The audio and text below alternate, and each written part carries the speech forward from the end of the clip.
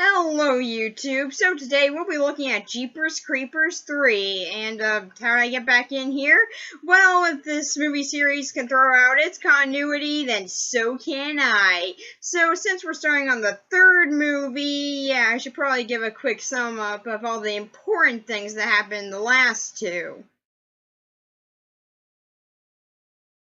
Alright, let's go over everything that's important to this series then. The first Jeepers Creepers is about Derry and Trish, who while on a road trip get annoyed by a guy on the road, and when looking into it more, find out he's a creature that takes body parts from people to replace its own every 23 years. Why it waits so long is unknown. It chooses people based on their fear. I don't get how that works either, and Derry becomes the next victim. Jeepers Creepers 2 is pretty much the same thing, just on a bus, but it ends with the creeper getting killed. Maybe. It's implied that he might come back in the next 23 years. Other than that, though, it gives us the very important information that the creeper uses throwing stars, something that we were all wondering. It also shows up whenever the song Jeepers Creepers is playing, or anything with similar lyrics, so I guess I gotta see if I'm okay here. Help.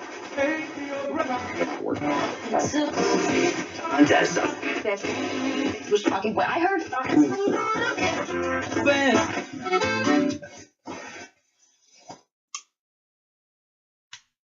So, I guess I'm okay then. Either that, or it's just because the song thing doesn't really matter in this movie, as it's never played during it, which also was kind of disappointing to me, because I actually really do like those songs, and they were kind of the main thing bringing me to these movies. Do with that what you will. So with that, let's get into what happened in between the first two movies. It's not overly interesting. Would have been better if it had that song, though. So the story starts off right where the last one left off, except on a different set. The creeper has now flown off with Derry, and he accidentally left his truck in front of the police station. So Sergeant David Tubbs is gonna investigate, and yeah, he's actually a recurring character from the first movie, believe it or not. He had a very minor role that you probably forgot about, because it's been a long time since the first movie, but yeah, he's back. I guess the night was really stressful on him, too, because he's aged a lot. Yep, that's totally not just because of a time gap, that's just because of stress. That's how that worked. So, yeah, they start investigating the creeper's truck, because that can lead to a lot of insights on him, and it's booby-trapped. And so they almost get killed. This is the best police force ever. Apparently they never thought that the truck of this killer might have some traps set up in it to stop investigation. I know, weird. Maybe you throw a shoe in or something first just to see if anything happened? No, clearly just stick your hand in. Don't wear any gloves or anything either, because who cares about contaminating evidence anyway? And that's when the creeper's Ahab shows up. Sheriff Tastico. Yeah, I'm just gonna call him Sheriff. He has a weird last name. So, yeah, he shows up and he knows all about the creature, except for how he was made and how to kill him. So, he knows the useless stuff about the creature. Yeah, great. And he has been on this thing's trail for I don't know, a long time. They don't really go into his backstory with this creature, which is honestly very disappointing, as he's one of the more interesting characters in this, and I really would have liked to have seen his character explored a bit more, but no, instead he's just sort of there, and he's just sort of an Ahab character, and that's kind of it. But at least he's kind of interesting. It's more than I can say for most of the characters in this. So the police decide to take the truck to impound. However, the sheriff thinks that that's a horrible idea, because the creeper is just gonna go after that thing, and they can learn so much from that thing, like how many stupid spike traps he has in it. It's such important stuff. They're really gonna get insights from him this way. So they gotta go and stop the creeper before he gets it, but they're too late, because one sheriff decided to not shoot him because the creeper did this. Yeah, that would stop me from getting a headshot too. I mean, like, it's killing some guy I had a conversation with who seemed like a pretty nice guy. Yeah, no, he did this. I can't do anything. So then we go over and see what Galen is up to. By the way, she's played by Meg Foster. That's kind of neat. I'm surprised they even got Meg Foster for this crap. Although then again, they did get an actor from Twin Peaks for the sequel, so yeah, I don't know anymore. So apparently her son witnessed one of the murders from the Creeper, and he also found the Creeper's hand, which for some odd reason touching it gave him information about the Creeper. And since it was in a rush to finish feeding that year, it didn't really notice that its hand went missing.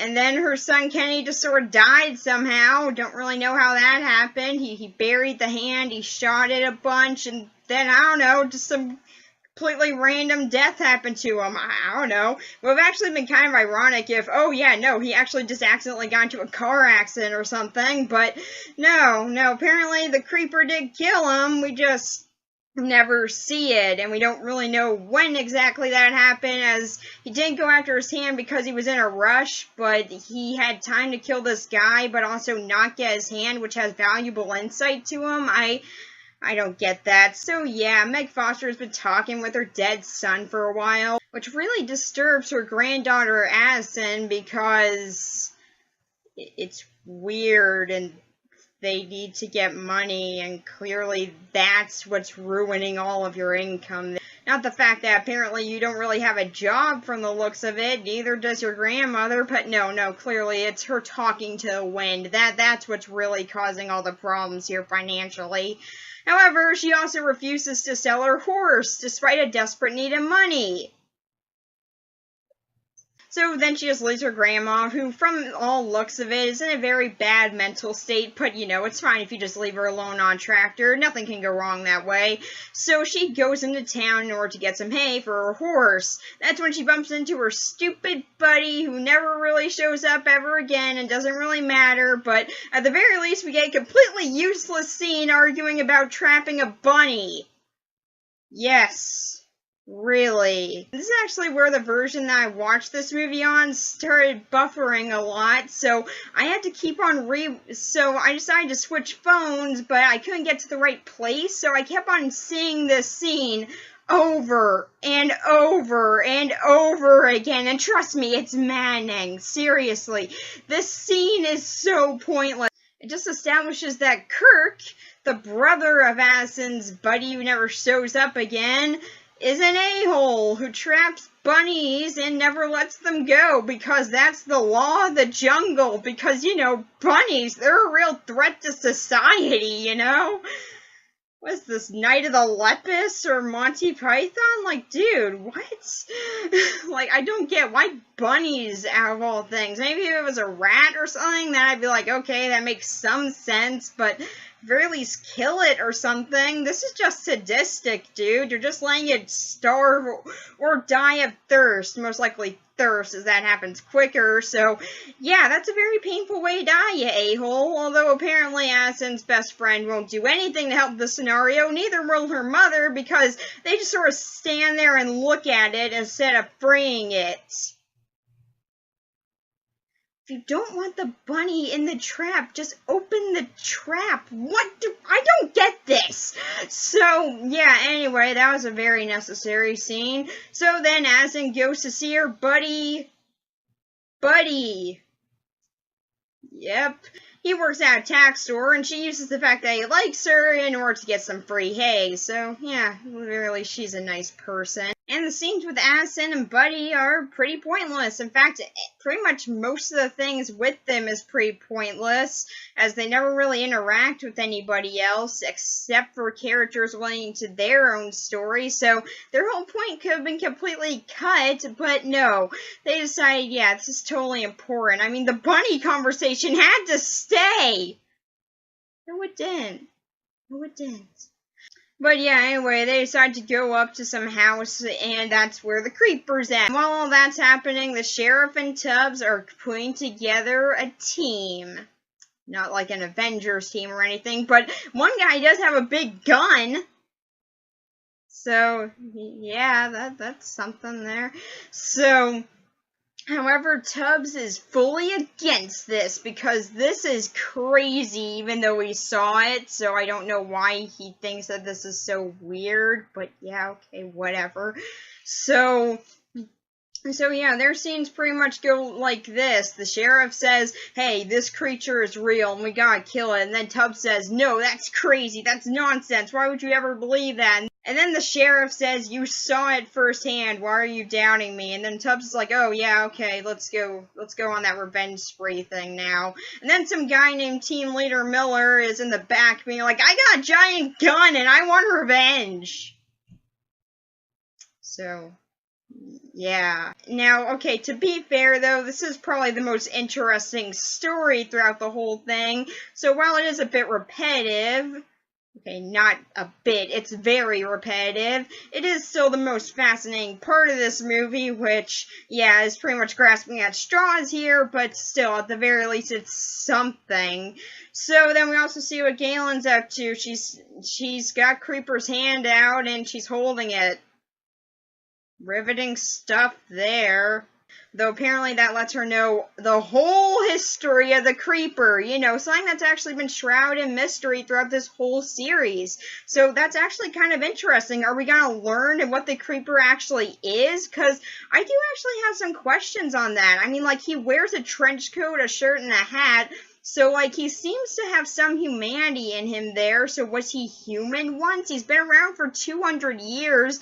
And they've also said at one point 1,000. So, I don't really know. How long has he actually been around? He seems to have a cowboy getup. So, 200 years seems more accurate. What exactly is he? How did he get around? How did he decide that eating people to replace himself was a good idea? How did he get that truck? None of these will be answered because we never actually see what Galen sees. Yeah, that's... I'm so glad that that's there. It's so useful to everything. Why start plot points if you're not gonna finish them? I don't get it. But yeah, so this pretty much goes nowhere. I'm so glad about that. And then, anyway, back with Addison and Buddy, he gets to that house, and I'll give them some credit. They do, at the very least, accurately depict pollen season in the South, as Buddy's car is covered in it, so, yeah, credit where it's due. Too bad that the credit's about pollen, though. So, yeah, anyway, when they get there, everyone's hiding underneath things because the Creeper's there, and for some odd reason, he didn't just attack the guys that just pulled up in their car. So, yeah, apparently the guy with the phone couldn't have just quickly called and quietly said, hey, yeah, don't come over here, there's a monster here, and you could die from that. No, this guy's just an a-hole, I guess. So, yeah, they just wait around in the car, which won't start for some odd reason, because, I don't know, horror movie cliches. And it takes Addison because she's got that smell of fear that it really likes. Yeah, I still don't get that, but yeah, anyway, it takes her, and then there's some weird zoom out of Buddy's car for some reason. So yeah, that was really important. Oh, and by the way, while all this was going on, Kirk and his motorcycle gang got taken and killed. Though Kirk's still alive in the truck, because the Creeper thinks that he's dead, but, you know, I mean, it'll take a real long few seconds just to stab him again and make sure. I don't know. Although, to be fair, this is at least kind of poetic justice, as, I mean, he trapped bunnies in a thing, and now he's trapped in a car. So, yeah, see, it all comes full circle now. Yeah, I don't know, I'm just grasping at straws here. So, yeah, that's really important. I'm glad that I mentioned that. Yeah, anyway, the sheriff and Tubbs and Miller and their whole team are going over to Galen's place, because apparently she's also a part of the team, and they're going to see what she learned from the hand. However, she doesn't say it. Instead, she's like, you have to see it for yourself. So they decide to do that. So the sheriff holds hands with it, and it gives him all the information that he needs, which he'll never really use or explain at all, because he's just going to resort to his original plan, which was just shooting the heck out of it. Truly a well thought out revenge scheme. I mean, you have 23 years. Come up with something a little bit better than that. Anyway, though, they get a call that the Creeper's out, and they all rush head on into this. Although, well, and even though there are like 4 cars here that are going into this, we only ever see Miller and the sheriff for some odd reason. Anyway, though, Tubbs decides to go too for some reason, and Galen's just gonna stay behind because, I don't know, those hand memories are really taking a toll on her or something. And yeah, so pretty much she just sort of hangs out in a barn for the rest of this. Isn't that totally important? I'm so glad that she's so useful to this movie. Although she does write on a piece of cardboard, because a piece of wood would be way too professional, that she knows what the creeper is. And also nailed his hand onto it. So that's, something. Could you explain what he is? Because I would actually like to know. No? Oh, okay, yeah, because, yeah, no, I guess that totally is useless information. So, yeah, anyway, the sheriff goes, so, anyway, they decide to do a sneak attack on him, and by sneak attack, that, of course, means just drive behind him and just avoid his bombs and then shoot it. Yep. Also, his truck is now bulletproof and has heat-seeking bombs. Yep. So anyway, team leader Miller starts shooting with that giant gun of his on the truck. However, it all ricochets and kills both him and the driver. Tried so hard and got so far, but in the end it didn't even matter! So then the cop car that the sheriff and Tubbs are in gets blown up and they're off the road, and the creeper decides to follow them because, I don't know, he's really wanting to end this feud that he never knew he had. So Tubbs starts distracting it while the sheriff goes over to that giant gun so it can shoot it. However, he calls him over there before he's ready for some reason.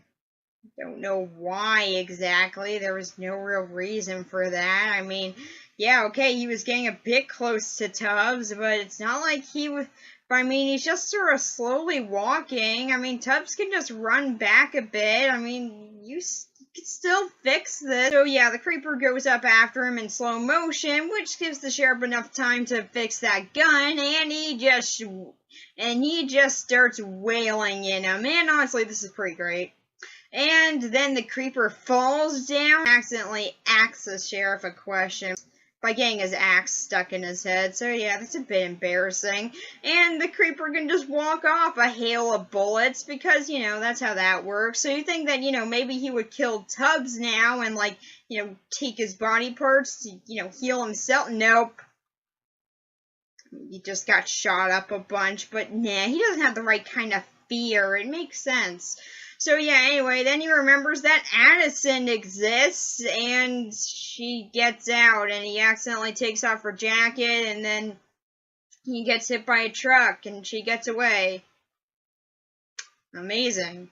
And then he decides that, yeah, she's not worth it. Instead, I'm just gonna go terrorize a bus full of teens, because they're a bunch of idiots who can't just drive on a rim. Which, by the way, Buddy was on! Dun dun dun! What a twist! This really does all tie together. No, it doesn't. Oh, no. But the thing that really does actually tie it together is the fact that Trish makes a cameo at the end. Dun dun dun! Who cares? Amazing. So yeah, I don't really care at this point. So yeah, the story that I've spent like 20 minutes explaining for some reason is very bland. It's honestly just not very exciting. A lot of the storylines like Kurt's and Addison's and Galen's don't go anywhere at all. The only one that's actually even remotely interesting is the sheriff's, and that's just remotely, as it's not really gone into at all, so we don't really know that much about any of the people there, outside of outside of the creeper killed some family member of theirs or something, and they want revenge. For reasons. We never even find out about the sheriff, and while even though it seems to be saying out that we're going to learn what the creeper is, it never goes into that, which seemed like the whole reason to actually make this movie, but no, apparently that's not it. Normally when there's a mid-cool, there's a reason for it, you know, something interesting happened in between, or maybe even they just sort of set up something to happen in the next one, or it's a good lead into that gives more depth to some of the characters in that. This does none of that. It's also very oddly filmed, mostly during the day. So yeah, the creeper seems to mostly be a night-based creature, but for some odd reason, this movie decided, no, that's a stupid idea. Instead, let's have him go hanging out around his truck. Engaging? Normally, when a horror movie villain is in broad daylight, there is in order to be unsettling. And there's just this thing that doesn't belong in this very welcoming environment that's normally considered a safe haven. But however, here it's just like, hey, you ever want to see him do stuff with his truck? Well, now you can! Also, the truck does a whole lot more than the creeper does, which is just weird in and of itself. So, yeah, the story, while there are some plot points I feel like could have been interesting if they were gone into, more very much just extremely boring, or it's just annoying that they could have made this interesting, they just decided not to. For reasons that are completely unknown. There are a lot of things that are set up in this movie that are never followed up on. Instead, it just leaves you with a few more questions, and it feels very pointless in the grand scheme of things. So, for the story, too, it sucks. But at least it did have potential in some places. I just think if they had a better writer, this could have at the very least been a fun creature feature, but instead, no, it's just pretty boring and doesn't really leave much impact. So yeah, are the characters any better? What do you think? Let's get into them.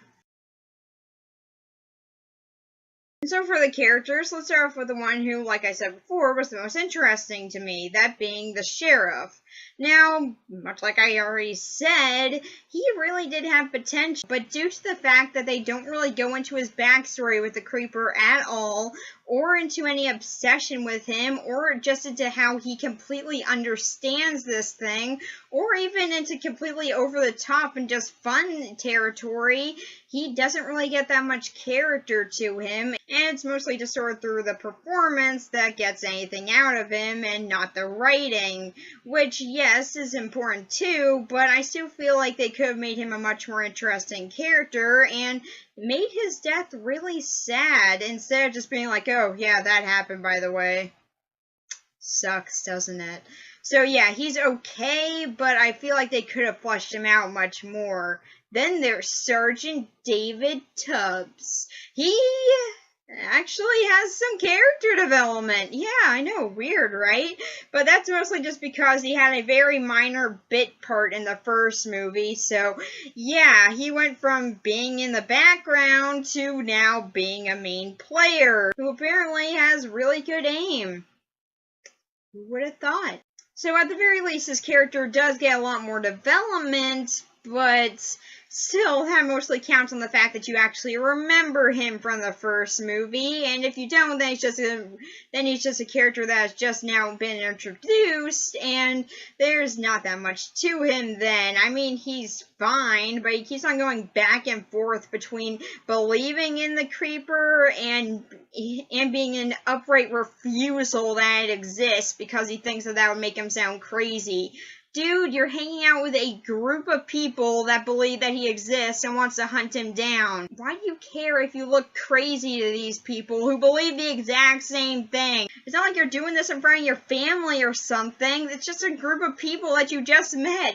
It's not going to ruin your standing with the community, especially since most of the community knows about this. And there's Galen. Meg Foster, at the very least, does a pretty decent performance here. I mean, you can tell that she's not giving it her all, because why would she for this crap? But still, I think that's, again, where most of her character comes through, as, yeah, well, she does have a little bit more development to her than the sheriff, as, well, we do actually get into her backstory a bit. She doesn't really get to do much in the end of this, other than just sort of sit around a barn and tell Kenny, oh, yeah, just so you know, I'm gonna kill this thing, and not do it. I guess that she just told the guy from Twin Peaks in the next movie, hey, yeah, oh yeah, this is what you're supposed to do. I just thought I'd let you know that because I'm not actually gonna do it myself, even though I totally could, but I'm an idiot, or I'm lazy, either or. I could do it in the next 23 years. You probably won't be around for that. Shut up.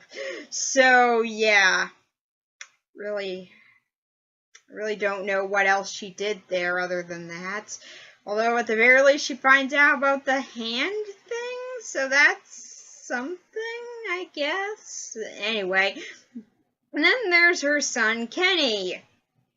I still really don't get how he died. Seriously, they say the creeper did it, but we never see that. You'd think that they would show him, like, being taken away right when he buried the hand or something, so then the creeper might just not have noticed it or something, even though apparently it's a magnet to him. So I really do want to know, did he just wake up in between this 23-year thing and then just decide, oh, yeah, I should probably go after you? I don't know why it took me so long to do that, but yeah, I probably should have done this a while ago. I don't know. Seriously, I don't get it. Also, apparently he didn't have the right type of fear, so did he just kill him just to keep his secret safe? Does this creature care about its secrets? I mean, I know it burnt down the church in order to avoid suspicion, which ironically just drew suspicion to him, but still, why would he care about that? I really don't get this thing. Like, it walks around in clothes, but it's still totally fine with killing a bunch of people and taking their body parts and making weapons out of them even. However, it also cares about keeping its origin story secret for no real reason. Seriously, what? But yeah, I'll get into the creeper a bit later. So then we got Addison. She's there. It's kind of it, really. Yeah, and her main point in this, other than being kidnapped and then getting out, important there, is that she has a relationship with Buddy. And since the actors didn't really like each other, it's not all that convincing. Yeah, seriously, you could tell that she was totally fine with him just leaving every time that he did. So, yeah, at the very least, they're convincing when she's trying to avoid him, which, yes, she does at a point in this movie, so it mostly just seems like she's manipulating him. However, she's also the idiot who decided that she won't sell her horse for a lot of money because they're in financial debt, but is still worried about said financial debt. Like, either you're gonna do something about it or you're just going to avoid it. Pick one or the other. Don't go complaining to your grandma about it because she's supposed to be getting retirement funding at this point. You should be going out and getting a job. So, yeah. Just saying. Oh, and then there's Buddy. He's got a lot of freckles. That's his big point to this movie. Pretty much he's in love with Addison. Everyone tells him that he's too good for her, even though we never see any evidence of that. But he still obsesses over her. And honestly, this just seems like a toxic relationship. But no, the end of the movie is like, nah, it's totally great. And he does a lot of things for her without getting any real credit over it. And yeah, no, I feel pretty bad for this guy. Everyone's right. He could do better. Because, I mean, seriously, she's just ignoring all of his advances. And he paid for your hay. At least say thank you. But yeah, he's okay. He doesn't really do anything, though. Like, he just sort of shows up.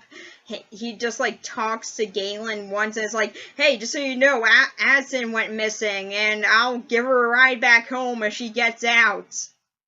Won't do anything to help. I'll just give her a ride, just in case if she does. And yeah, that happens. Great. And that makes them go into a relationship, and I don't know how, and apparently he decided that it was totally cool to just leave his girlfriend. Went through a horrible ordeal because he's got a basketball game. Oh, and yeah, he wants her to come there too, but I guess she's not allowed to ride the bus with him. Don't know why. And yeah, he's on the doomed bus, although since we never see him, I assume that he just, like, said, wait, no, I don't want to go here. I want to be with my girlfriend who's in an emotional state of distress, and then just left. Because, seriously, he's never seen in that movie. There's not even really a guy with as much freckles as him, so no, he's not in that movie. So yeah, I just sort of assume that he just decided, yeah, no, I just don't want to go. We can wait. And that made that guy on the bus really sad. Jeepers Creepers 2 is dumb. So, and then there's also Kurt. He's, tortures bunnies. Then his kind of tortured when he gets something stuck in his leg. And then he dies. There was a point to him here. It's gone now. No, actually, there wasn't a point to him. He's totally useless in this movie. But, he's an a-hole, so... yeah, gotta live out that horror cliche, you know? And then there's team leader Miller, and honestly, I think that he's an okay character as well. Like I said, the sheriff's story is easily the most interesting, and, well, Miller's a part of that. Pretty much his father was killed by the creeper right in front of him. He even saw the creeper eat his heart. So yeah, that kind of screwed him up, and he's got a lot of repressed anger, and also has a giant gun. How this guy hasn't become a serial killer yet is beyond me. But anyway, he decided to focus all of his rage onto an actually productive thing. Good for this guy. However, he does rush in head first onto his revenge, which ultimately leads to his death. Now, honestly, the way that I describe him, he could have been a very interesting character, but instead he mostly takes a background seat and just sort of shows up every once in a while. And other than that, though, he's not really important to the grand scheme of the story, other than just having a giant gun with him. So yeah, while I do think that he could have been an interesting character, they, again, don't do anything with him. And then there's the creeper himself.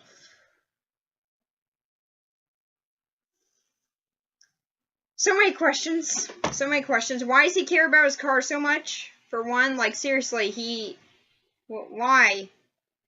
He doesn't seem to be attached to material things, given that he burnt down the church they had 200 years of crashing at, but, oh no, this truck! I can't lose that for the life of me! He's also seemingly indestructible in this one, as before, bullets and stuff could have hurt him, but now, having a whole round of things unloaded onto him, he could just walk that off. It's fine. He doesn't even need to eat someone to fix himself because of that. It makes no sense. Yeah, he doesn't really do much in this movie either. At the very least in the other two, he's doing stuff, you know? I mean, he's going around killing a bunch of people. Here, a bunch of it actually happens off screen. We just sort of see him come back to his truck and have a lot of bodies with him. So, I guess he's just got a quota to fill, and he's just going around filling it. And then there's also the big fact that, well, the creeper is mostly in broad daylight. Isn't that weird? I thought that Tubbs was supposed to be in broad daylight. His actor was in a movie called Broad Daylight there. Joke explained, ruining it. So, yeah, it really does sort of take away a lot of the fear that the creeper's supposed to have because, like I said earlier, they don't do anything with this. This should be very unsettling, but instead, no, it's just sort of him doofing around with his truck. That's kind of it. Well, he does have a decent design. I'll at the very least give him that. He's just not an interesting villain. And despite this movie saying up that they were going to go into his backstory and what he is, which would have actually been kind of interesting, but instead they decided, no, let's have him get shot a lot. That'll be really cool. Oh, and then he gets back up from that, and then he just brings his axe back over to him. Oh, yeah, that'll be really cool. Oh, and somehow he'll get killed by a harpoon gun later on. I don't know how that works, because that shouldn't be stronger than a giant gun, but yeah, apparently it is. There's also the fact that he both follows and ignores some rules of his, like the Jeepers Creepers song. Like I said, it's no longer important in this movie, so yeah, I thought that was a rule that he had before, but apparently not. And the 23 year and day thing, because everything equals 23! But yeah, I don't get why exactly he follows that rule. He has no reason to, and honestly, he could just go around snacking anytime he wants. He just has some oddly unexplained moral code for some reason. And he's also apparently a ninja. Seriously, he uses throwing stars. I don't get that. And so the creeper, while they could have at the very least finally fleshed him out a little bit, they instead opted for, no, let's just do cool slow motion stuff. And yeah, that just sort of leaves him kind of boring in this. And for some odd reason, he's mostly in daylight scenes, despite him not really working in that environment. And they don't really play off of that at all. So for the characters in this, they are not overly interesting. Though to be fair, some of them actually did have some potential, and I feel like if they got rid of some of the useless characters, then they could have actually focused on these ones and gone into them much more in depth. And that would have been the much more preferred version to me. But instead, no, they're just like, no, everyone really cares about this Addison Buddy thing. The will they, won't they is so important. And no, it's not. So, yeah, they mostly just focus on a lot of pointless characters that just waste time for no real reason when they could have been fleshing out actually interesting ones. So, yeah, for the characters overall, 3, because they had potential. For this movie overall, it isn't very good. I don't know what else I was really expecting from a movie that was written and directed by a convicted pedophile, but yeah, okay. Yeah, and I am being serious on that too. This whole entire trilogy has been written and directed by a convicted pedophile, so yeah, that kind of adds a little bit more meaning to the name Jeepers Creepers, doesn't it? This movie overall, admittedly, did actually have potential to me. I think that if a good chunk of the movie was cut out, then they could have focused and fleshed out a whole lot more things, instead of just introducing plot points and never really going anywhere with it, which is a big disappointment, as honestly, I think there was some kind of interesting ones here, like the Creeper's backstory and stuff, but instead they opted out for cool slow motion. It's awesome, because it's not. And that honestly really brings the movie down a lot to me. That, and overall, it's just not very engaging. I found myself bored during this movie a lot, and there are a lot of pointless scenes and stuff that goes nowhere, which definitely adds to that. Then there's also the fact that a lot of it is during the day, so a lot of the scares that could have been done here and better at night are lost, and they don't even take advantage of why they lost them. It also throws out some of the rules that have been previously established by the series for no real reason. So yeah, was the third time the charm? Yes, seriously, that's actually the tagline for this movie. I found that pretty hilarious.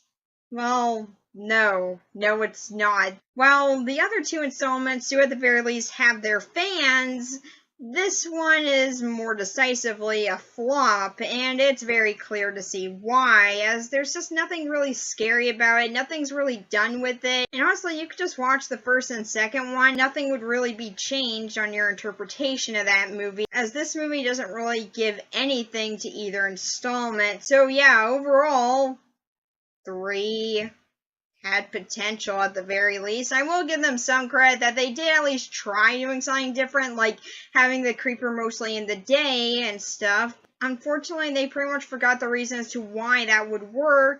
So in the end, it just ended up being kind of a boring experience that I just wanted to be done with pretty quickly. So yeah, 3 out of 10. This isn't that great of a movie. However, the one that we'll be looking at next time is that being the second installment in John Carpenter's Apocalypse trilogy, Prince of Darkness. So yeah, that's pretty much it. Bye.